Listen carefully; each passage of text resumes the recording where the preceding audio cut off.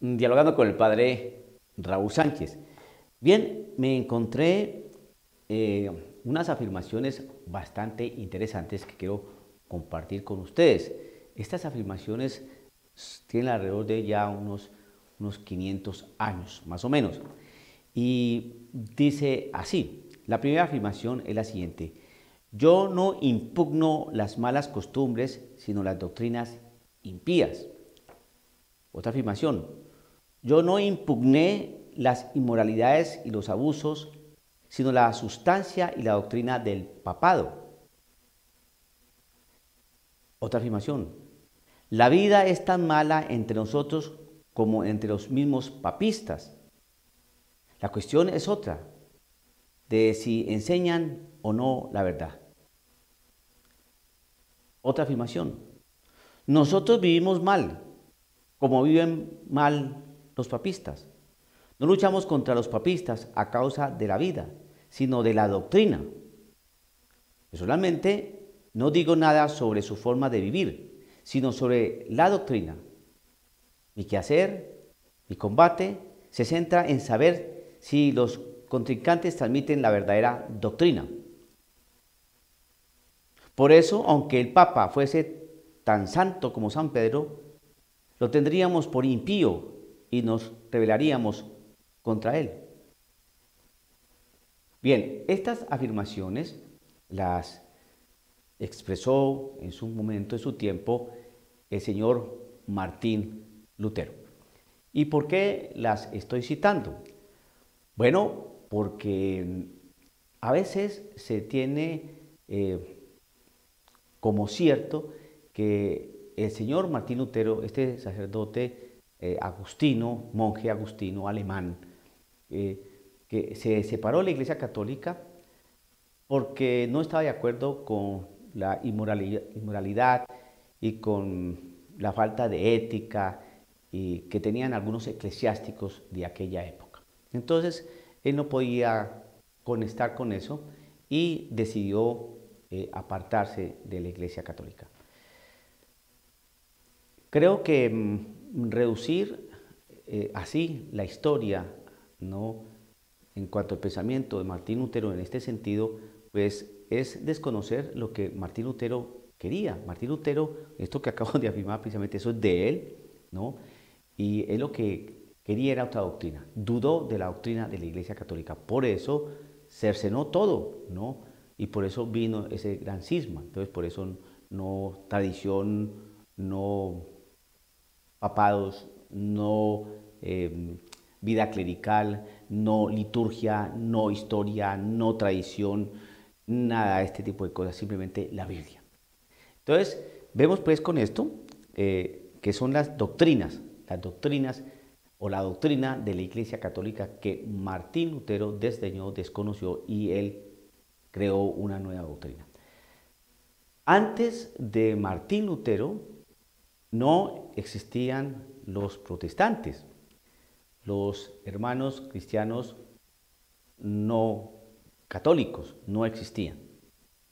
Existía la Iglesia Católica y existía la Iglesia Ortodoxa, pero es que la Iglesia Ortodoxa y la Iglesia Católica vienen de la misma raíz de los apóstoles y simplemente tienen algunas diferencias en cuanto a algún punto doctrinal allí y cuestiones de orden disciplinar.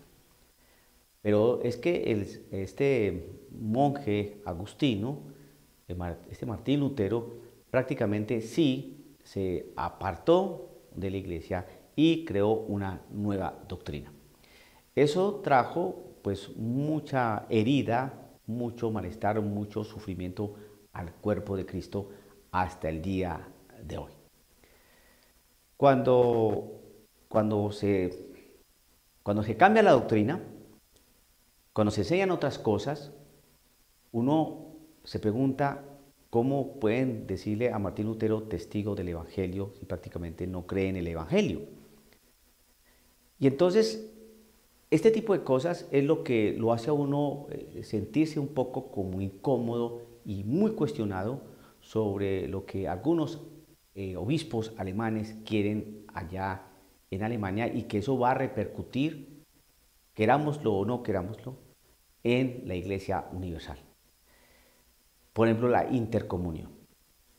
Creo que es necesario pensar mucho esto porque lo que viene para la Iglesia no es nada bueno. Hay situaciones muy complejas.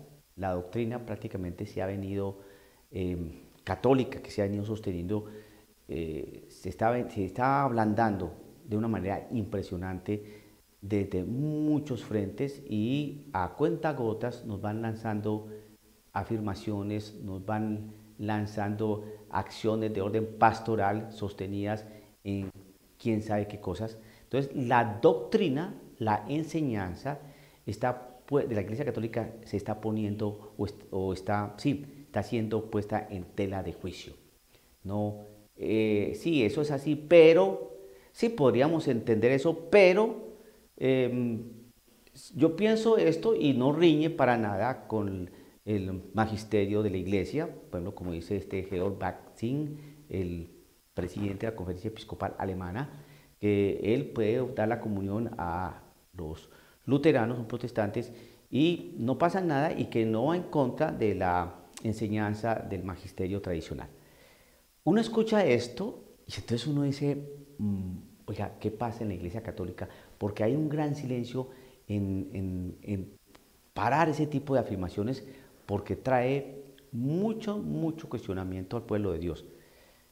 Soy sacerdote, la gente se entera de este tipo de noticias porque hay gente que lee las páginas católicas donde se informa de este tipo de afirmaciones, de noticias, lo que está pasando en Alemania.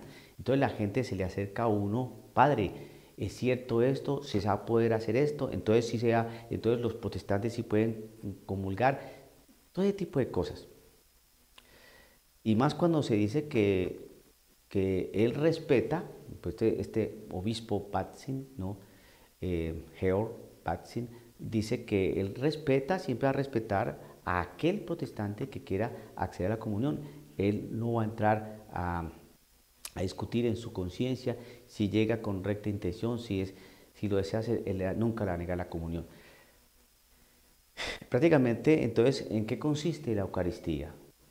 Entonces todo llegó simplemente a subjetivizarse, es decir, de acuerdo a la subjetividad de la persona, si considera que puede ir a recibir la comunión, pues la recibe, punto, porque el obispo no entra a cuestionar por qué llegó allá, simplemente se la ofrece y punto.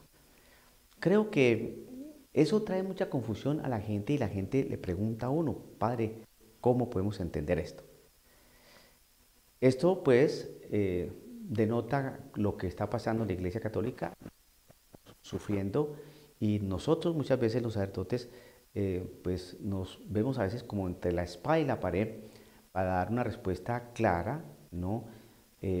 Precisa de lo que enseña el magisterio de la Iglesia Católica, pero desafortunadamente estos respetados obispos pues lo que están causando es bastante malestar. Allá en Alemania tal vez no se vea tan escandaloso, pero aquí en nuestros contextos hispanoparlantes sí se ve eso como, ¿qué pasa aquí?